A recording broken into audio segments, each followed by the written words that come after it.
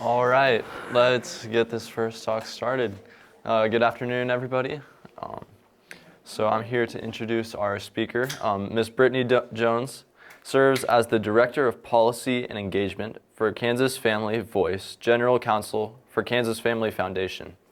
In her role, Brittany works with legislators and advocacy coalitions to pass good law that promotes a Kansas where God is honored, religious liberty flourishes, families thrive, and life is cherished.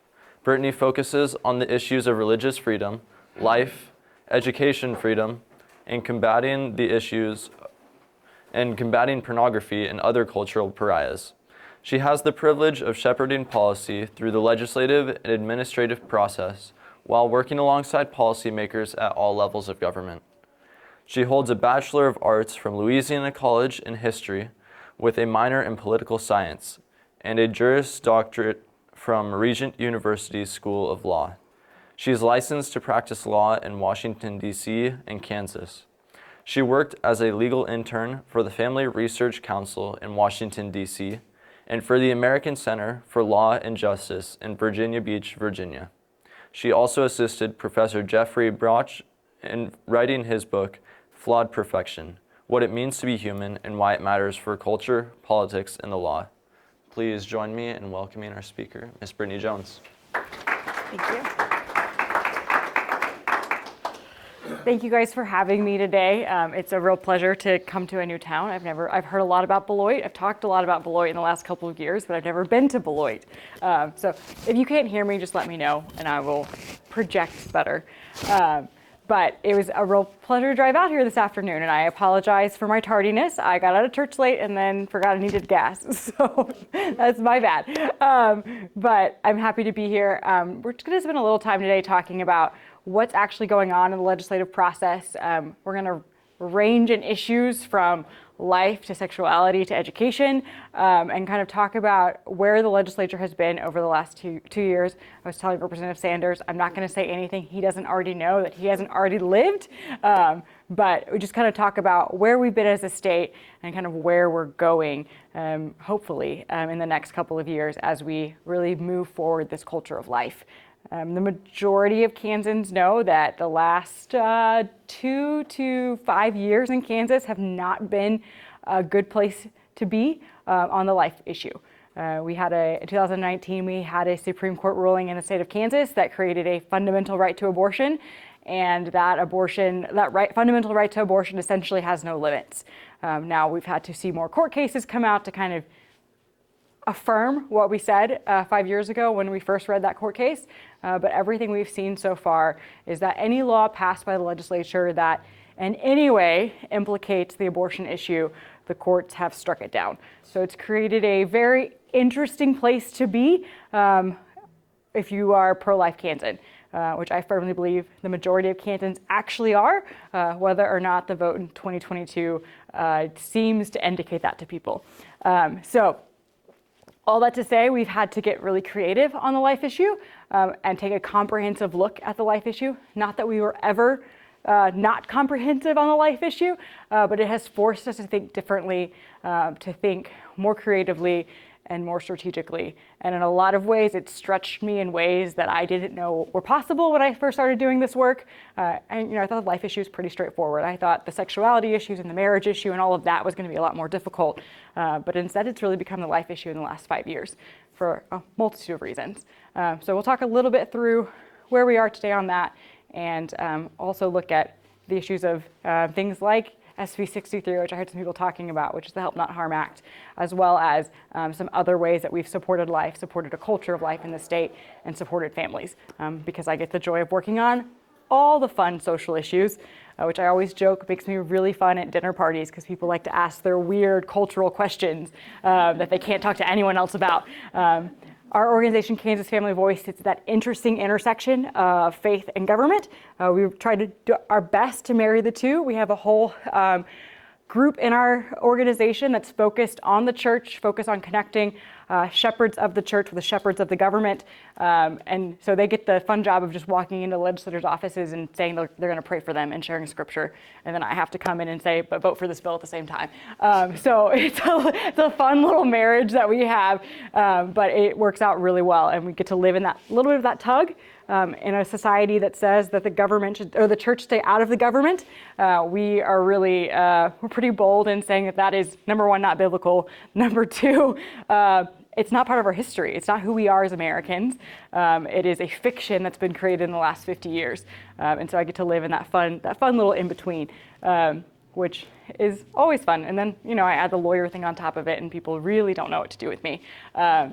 But it's a real pleasure to work every day with legislators as well as other policymakers to how do we take what's going on in our state, how do we make good policy that actually impact families, save lives, reshape our culture, bring our culture back to God, all at the same time while creating something that can actually pass and be upheld in court, which is wild sometimes. And so anyway, we're going to walk through a little bit of the things that we've seen over the last 2 years, really. In the last two sessions, so in 2023 and 2024, we passed more than 14 pro-family laws in the state of Kansas. And a lot of that is because while the Senate has been very conservative for a number of years, the House was not. And not that you didn't have a lot of Republicans in the House. You didn't have conservative Republicans in the House. Or they would peel off on one or two issues, as this area knows very well last year. So it made it very difficult. Even if you had a supermajority of Republicans, you didn't have a supermajority of strong conservative leaders who would push through when you get to an override. We saw often that you'd have Republicans that would vote for an issue the first go around, and then when it would come time to override the governor's veto, because we have a Democratic governor who pretty much hates every issue that I stand for, they would not stick with us through that override.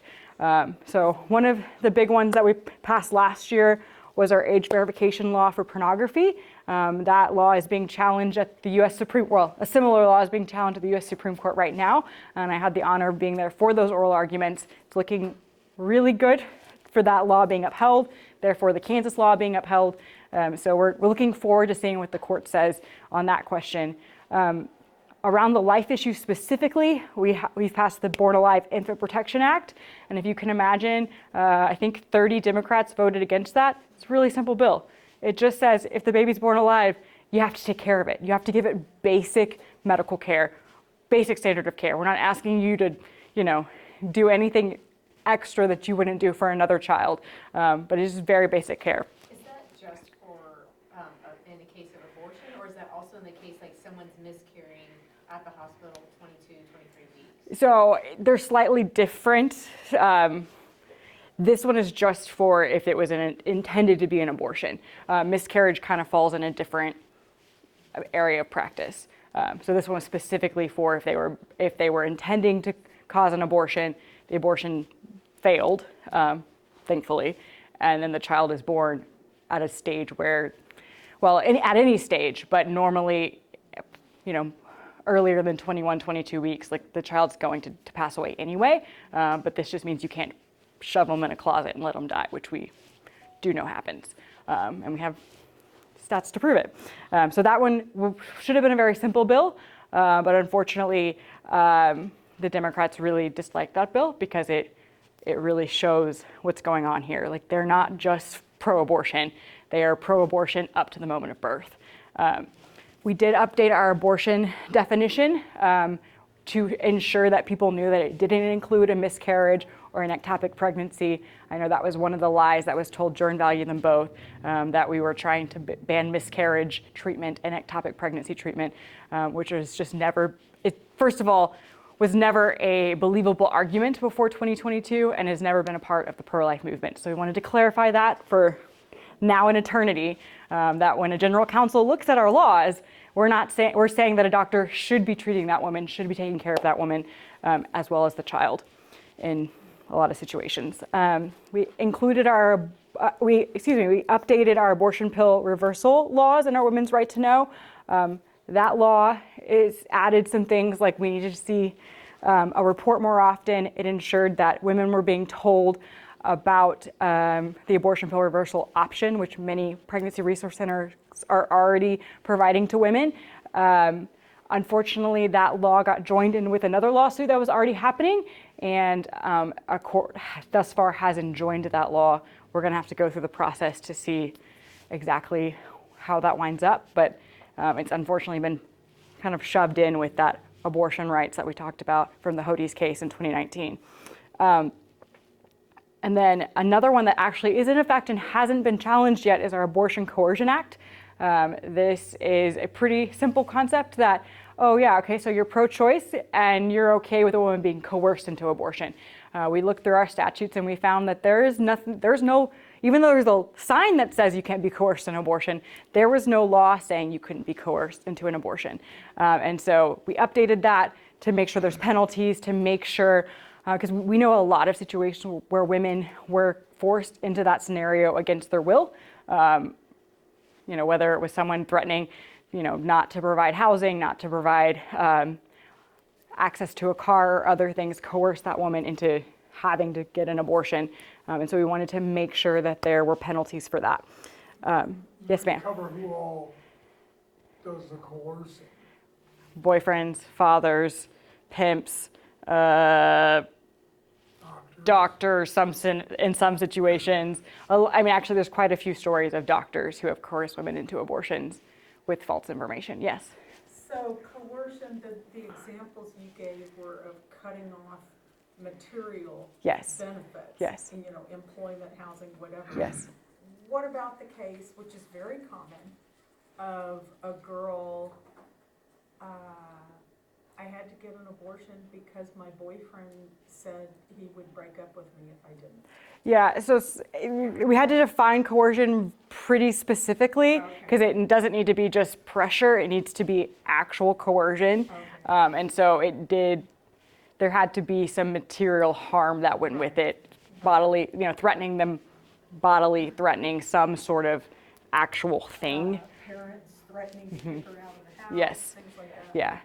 It would have to, we had some prosecutors look at it and they're like, you realize this is going to be hard to prove. I'm like, yes, but at least there is a penalty in those scenarios that are so overt. It's not just, if you don't do this, I'm not going to talk to you anymore. It needs to be some sort of actual harm because it is it's a criminal law. We heard testimony from a fellow representative her doctor was trying to coerce her to the point of saying, I am not letting you leave my office until you schedule your abortion. Which is a form of kidnapping. So, that is, and so there had to be some sort of underlying crime or underlying penalty that the person was trying to inflict on the woman to make it enforceable under a criminal law. So, yes. We spent a lot of time explaining that one because coercion is a word we use all the time when we're talking to each other, but there needs to be an accurate legal definition. And then just two other life ones. We had passed a Culture of Life tax package, which included things like a tax credit for donations to a pregnancy resource clinic, as well as exempting them from sales tax. It also included an adoption savings account and a tax credit for families who are adopting. And we expanded that tax credit. There was already currently a tax credit, and we expanded it to provide families more help as they're seeking to adopt. And then the other financial one is the creation of the Pregnancy Compassion Awareness Program. This is something that pregnancy resource centers across the state have actually already been using to help provide them funding to get their message out better. It's mainly for marketing purposes, but there's a lot of different things that these PRCs, a Pregnancy Resource Center, that they can use to help women across the state. We've already seen this program, really take off, and we're trying to expand the program, but we're in a little bit of an interesting budget situation in the state where they're trying to get in front of a budget deficit by reworking some of that. So it's made it hard to expand a lot of these programs that are dependent on the budget of the state. So, yes, ma'am. Do you have a person who is in charge of that program? Yeah, so it's the Kansas Pregnancy Network. Tim Hulskamp and what is her name? Lynn Mowry are kind of heading that up at the moment. They've received the grant. And then there's two other ones on the sexuality issue, the Fairness in Women's Sports Act and the Women's Bill of Rights. These protect women's opportunities in a lot of different spaces, but specifically in the area of sports so that they're not forced to play against boys, which seems pretty common sense, but our governor vetoed it 3 times. So like that's what we're dealing with. And part of the reason to include those is, these are not wild bills. They're pretty common sense, and until 5 to 10 years ago, no one would have said boo about them. But we've seen a governor who's vetoed, I think she vetoed every single one of these, and we had to override that veto, which thankfully we were able to do with the help of one Democrat, because we were one Republican short in the House on pretty much all of these, and one Democrat crossed the aisle very courageously and voted with us. His name is Marvin Robinson, if you ever hear about him. Yes, ma'am. Never mind, you just answered. Yes, yeah, he was from Kansas City, Kansas. He unfortunately passed away this last August. He had cancer that hit pretty fast. So if you ever need a good profile in courage, study the life of Marvin Robinson, and I'm happy to talk about that more later. But yeah, he's a pretty incredible man, and we are all honored to know him. All right, so those are our recent wins in the last couple of years. But then I wanted to talk about what we're working on for this session. We tend to term it as a culture of life rather than just a pro-life law now, just because we are trying to be, as like I talked about earlier, as comprehensive as possible. Our state courts won't allow us to pass much of anything that has the word abortion in it. The minute they see that word, someone sues it. And not that I'm scared of a lawsuit, but I want to win my lawsuits, and I want to be strategic about when we get sued and why we're getting sued. And so we've tried to find some ways to really, how do we decrease abortions? How do we help moms choose life? How do we help families choose life? How do we change our culture? Because I think we saw in 2022 that we really had a cultural problem more than anything. It wasn't that people weren't pro-life, but they didn't understand how to read the issue. They didn't understand what was really happening. And so we spent the last 2 years kind of helping people understand the issue better, providing real support for women. And so these laws are a part of that. One of them is the Every Mom Matters Act that just got introduced, I think, on Friday. And so this creates a resource of information for women. Currently, our informed consent laws in Kansas are not enforceable. So if a woman goes to get an abortion, they don't have to tell her anything. Like, we know of instances where women are walking in to get an abortion, and 30 minutes later they're walking out, there was no waiting period. They were given very basic information about the abortion. We have pretty extensive informed consent laws, and because of the court case, they are not enforceable at the moment. And so the Every Mom Matters Act is kind of intended to fill that gap, to be a hotline. It creates a hotline and a website and some other information for women that they can seek out. It's actually for any family, anyone who's pregnant, anyone who's received some sort of disability diagnosis. It's for families who are adopting or seeking to foster. So it's supposed to be a kind of a wealth of knowledge, a source of information for those families who are seeking to expand their family or just in a difficult situation. This is something, we haven't passed this yet. This is something that it might not get passed this session just because of the budget issue that I kind of referenced earlier. But it's something we're trying to educate legislators on, trying to educate people on. They don't even understand that informed consent, like, we all assume that women are getting informed consent when they're going to get an abortion. But we just know that's not true, unfortunately, from actual women who have come and told us about their experience with an abortion in Kansas.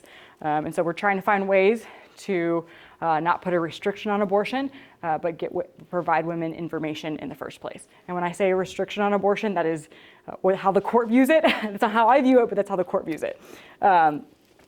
And And then one other one that we passed, got all the way to the governor last year, but got vetoed, is the child support for pregnancy-related expenses. We just testified, Jean Gowden and I from KFL testified on this week. It is a pretty simple bill. All it does is says that when judges are awarding child support, they should consider pregnancy-related expenses. When we talk to women why they got an abortion, so much of the time it's some sort of financial, I didn't think I'd be able to pay for this. I didn't think I'd be, a good mom. I didn't think I could do it alone. And so I can't fix all of those things. I can't solve all of your problems, but we can find ways to make sure that the father is helping to take care of that child. And currently there's nothing in the code that would require anything before birth to be considered. Some judges do it already, so I'm not saying that. Some judges do look at the situation and say, okay, this woman needs help with pregnancy-related expenses, but it's not something that they're mandated to consider. So we want to put that in the code. It's been a pretty interesting little bill because all of a sudden Planned Parenthood's like, oh, you're trying to create fetal personhood by talking about, by providing some support to the child in the womb. I'm like, well, first of all, Kansas has had a definition for a child that includes an unborn child since the 1930s. So this is not some new concept. And you know what? That definition was already in the code when our Supreme Court found a fundamental right to abortion. So I'm sorry, it doesn't do what you say it's going to do, but at the very least, shouldn't that woman receive that support? Shouldn't that baby receive that support from the child while he's in the womb? And so that's all it's doing. It passed both chambers pretty easily last year. We just ran out of time to override the veto. So we're trying to move that one pretty quickly so that we can override the governor's veto. We are looking at a child tax credit. Once again, we're running into some budget issues, but that's a conversation we're going to keep having with the tax committee of how do we actually support Kansas families having kids. We're seeing that our birth rate goes down further and further every year across the state. And you know what? The Democrats seem really, really worried about that birth rate when they're talking about economics and schools and all sorts of things. But the minute we start talking about abortion, they're not worried about it at all. We had 20,000 abortions last year and only 30,000 births. Some of those were from out of state. Actually, a lot of those were from out of state. But still, that's a massive problem that people are struggling to wrestle with and trying to figure out how do we change course on these numbers. And then the other one is more funding for the Pregnancy Compassion Awareness program that I talked about a little bit ago. About this is helping them with different marketing things and other things to bring awareness to the fact that pregnancy resource centers exist and can help women. I think it was a $2 million program last year, and we're trying to get it raised a little bit, running into budget issues again. But that's part of the legislature that we're wrestling with. Is the state does have a bottom line, but as I tell them all the time, if you're going to go over here and fund this random thing, which might be important, but isn't children in our state more important? But we're reworking the balance, so it's a conversation they're continuing to have. You might want to talk a little bit about what the Democrats say when it comes to pregnancy service. Oh, that they're fake clinics. So, because they're not doing abortion, so therefore they're a fake clinic. Whereas they're the ones that are actually providing most of the prenatal care. They're the ones that are doing the sonograms. They're the ones that are connecting women to resources in their communities. The abortion clinics, basically all they do is abortions. Now, they claim they do other things, but when you look at the percentage of what they're doing as opposed to the percentage of other things they're doing compared to the percentage of how many abortions they're doing, their main business model is abortion. There's even a clinic in Overland Park that I know specifically, the abortion clinic will send women over to the pregnancy resource clinic to get their sonograms. So, which is a beautiful opportunity for that clinic, the pregnancy resource clinic, to, interact with these women, or at least pray for them, give them support of some sort. But we know that that is happening there, yes. Have you heard any stories of somebody sent over from Planned Parenthood that does change their Yes, mind? yes, Really? yeah, Praise God. yeah. They're doing, pregnancy resource centers do incredible work. They're always thanking me for what I do, and I'm like, no. I just spin a bunch of plates around and chase people around. They're the ones that they're doing that hands-on everyday work that has to be done in order to change the culture. So, yeah, which I know that they feel the weight of that, and they need all the support we can give them, which is why so many of these programs and these bills are geared at bringing awareness to what they're doing, really expanding the scope of what they can do, but trying to protect their ability to operate at the same time. Because we do know that there are states that have gone after pregnancy resource centers as fake clinics, have even passed laws that make it very difficult for them to operate at all in the state. So they have to be very careful what they say about what they say they do, how they interact with women, even when they bring up faith in their conversations. I know they have to be real careful. So make sure I don't run out of time. The other one area I wanted to talk about was the issue of sexuality and what we're doing at the state level, because this is really one other area that we see the culture of death really going at kids. If they get out of the womb, they want to perform all these surgeries and experiments on them. And so that's one reason why I heard some people talking about HB 63, which is the Help Not Harm Act.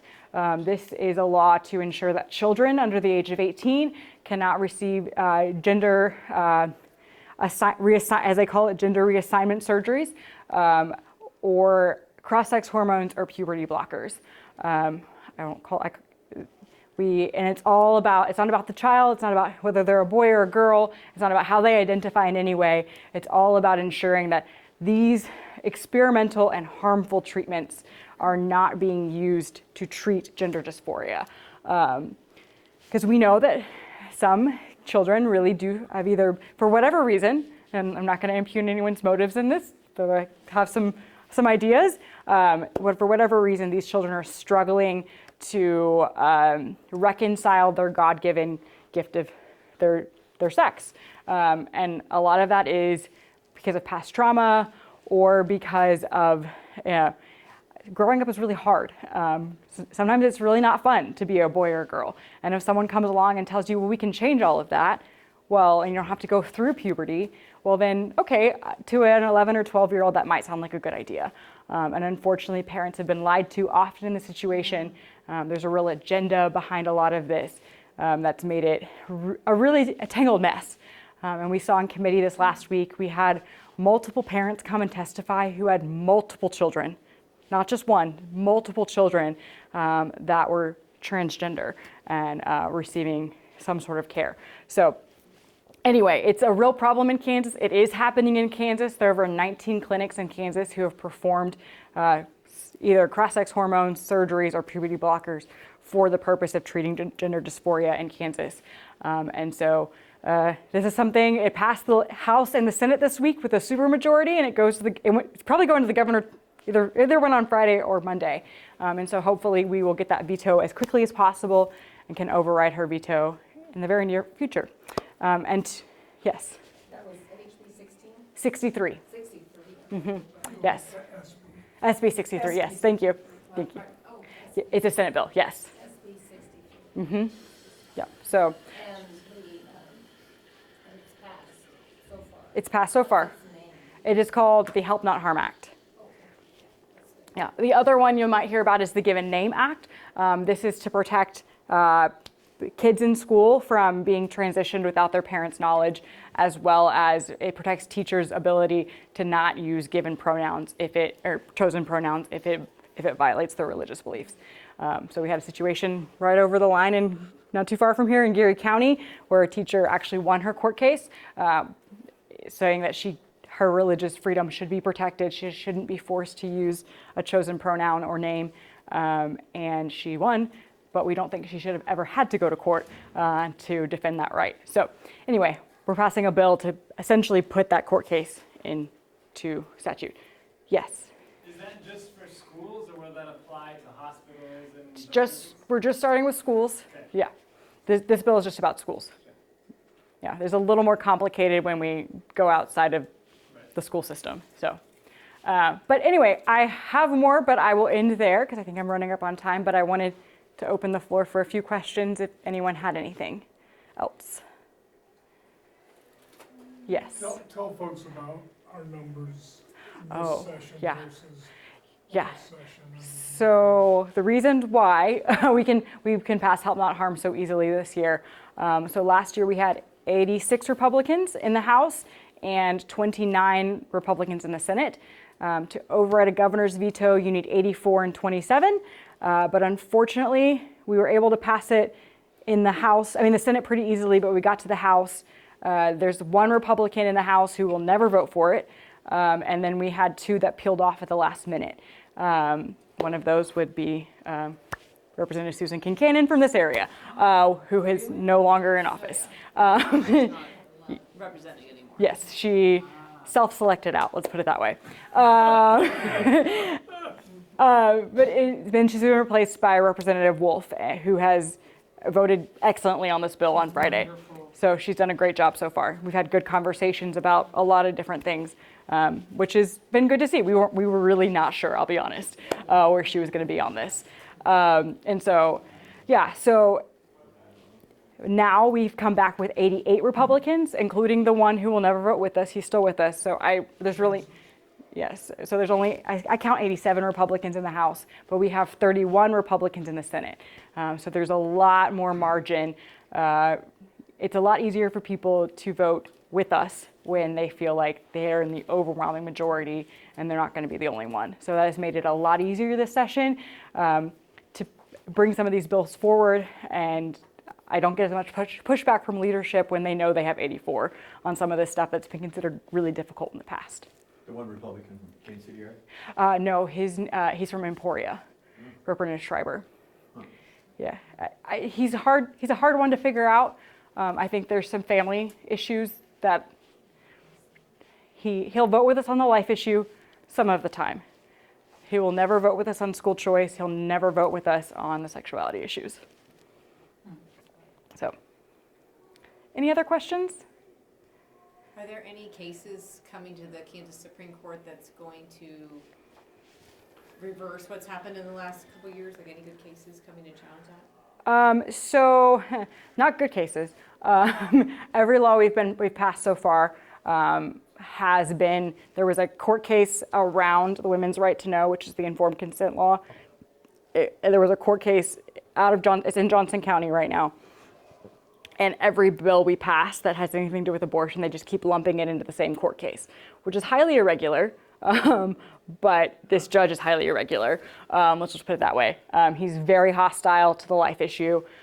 He enjoined our entire informed consent statute, not just the new part. So our informed consent statute has been on the books since 1997, and he enjoined the entire thing, which we kind of knew he would do, unfortunately. I was afraid he would do that. And so the way he's operated the entire court case has been not only unusual for how the law normally works, but it has been very hostile towards the life issue. So that court case will eventually make its way up to the Supreme Court. The Supreme Court has a few different members than it did in 2019. Members that are still liberal, but a little more moderately liberal, if that makes sense. Not quite as much activist. And so we're hopeful that we could get a tiny win out of them. Maybe let some of our laws go into effect so that it could potentially give us some better direction on, okay, where can we actually help women? Where can we actually protect life? And so we're kind of have to see how that one works out. It takes them forever to take cases, intentionally. Sometimes intentional, sometimes not, but I think it's normally intentionally. So anyway. Why don't you real quick hit on some of the main takeaways from the latest abortion statistics? Sure. So if you know, in 2019, and Gina, you tell me if I need to move. Okay, I'll be short. In 2019, we had about 6,000 abortions in the entire state, which is still a lot of abortions. But in the last report that is covering 2023, we had gone up to 20,000 abortions, which is I don't even want to do the percentage. It's an enormous increase. 6,000 of those were just from the state of Texas. Which is, Anyone from Kansas? there were about 4,500 from Kansas. So more More. Texans got aborted in Kansas than Kansas. Yes. Yeah. So, and that's what we knew was going to happen as other states around us have put more restrictions on abortion. They've opened up a new clinic in Pittsburgh. They've opened up a new clinic in Kansas City because they really want Kansas to be a hub for abortion. And unfortunately, that's happening.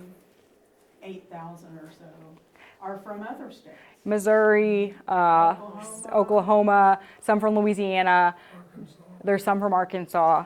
I think a couple from Colorado, which is weird because And they're. are most of these like late-term abortions people are coming No. here because Kansas still does late-term abortions, or just any abortion? No, it's a kind of the majority of abortions happen before 12 weeks.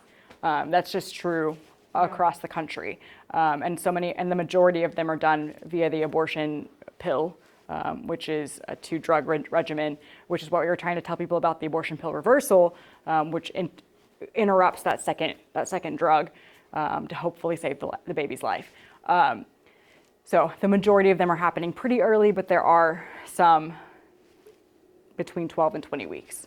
And these are surgical abortions, right? We don't have any idea how many chemical abortions there are. No, the 66% of abortions in Kansas are chemical. So that Medication abortion. 20,000 figure included the Yes. abortion pill. Yes. Yes, because they're required by law at this point to report those numbers. So, my time has expired. I'm so sorry. Thank you so much for bearing with me and asking such good questions. I'll be at a table out there if you have more questions. You can also follow us on our website at kansasfamilyvoice.com or Instagram or Facebook. I send out an email every week to kind of update people on things. So we'd love to have you guys join us in the process. But thank you so much. I appreciate it. Thank you.